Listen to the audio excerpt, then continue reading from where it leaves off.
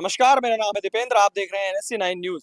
राजस्थान सरकार सिलेबस में नया बदलाव करने वाली है और प्रारंभिक शिक्षा यानी कि पहली क्लास से लेकर 5वीं कक्षा तक जो सिलेबस होगा उसमें खासकर महाराणा प्रताप, छत्रपति शिवाजी महाराज और कई जो वीर योद्धा हैं उनको पढ़ाया जाएगा। साथ ही देश में जिन्होंने आजादी के लिए क्रांतिकारी और जो रुख जिस तरीके से आजादी को लेकर उन्होंने अपनाया, उनकी जीवनी, उनके जीवन में उन्होंने क्या क्या किया है देश के लिए, जैसे सुभाष चंद्र बोस, वल्लभ भाई पटेल, भगत सिंह, इन सभी को भी इस सिलेबस में शामिल किया जाएगा। जो शिक्षा मंत्री हैं मदन दिलावर, उनका कहना है कि जो छोटे बच्चे हैं उनमें इन बातों का ज्ञान होना जरूरी है। देश में संस्कृति, इतिहास, देश के जो महापुरुष हैं, देश के लिए जिन्होंने लड़ाई लड़ी है, उनके बारे में जानना बेहद जरूरी है।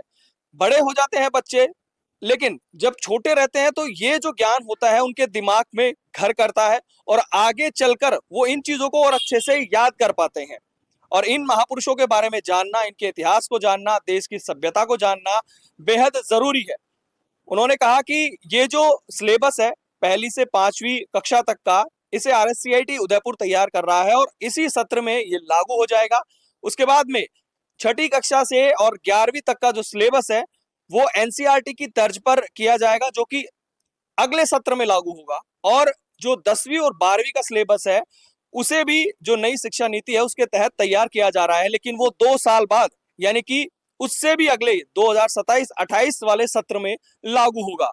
तो इन सभी बदलाव को लेकर मदन दिलावर ने नया बयान दिया है और एनईपी जो कि 2020 के स्तर पर जो लागू हुई है उसमें भी जो सिलेबस में कई बदलाव होने हैं। तो कहीं ना कहीं देश के इतिहास, देश की संस्कृति, देश की सभ्यता को बताने के लिए अब जो छोटे बच्चे हैं उनको इसके बारे में पढ़ाया जाएगा, ताकि वो इन बातों को जाने और देश के इतिहास को लेकर उनके दिमाग में जो छवि है वो और भी ज्यादा मजबूत हो। बाकी न्यूज और अपडेट्स के लिए एनएससी 9 न्यूज के साथ बने रहें।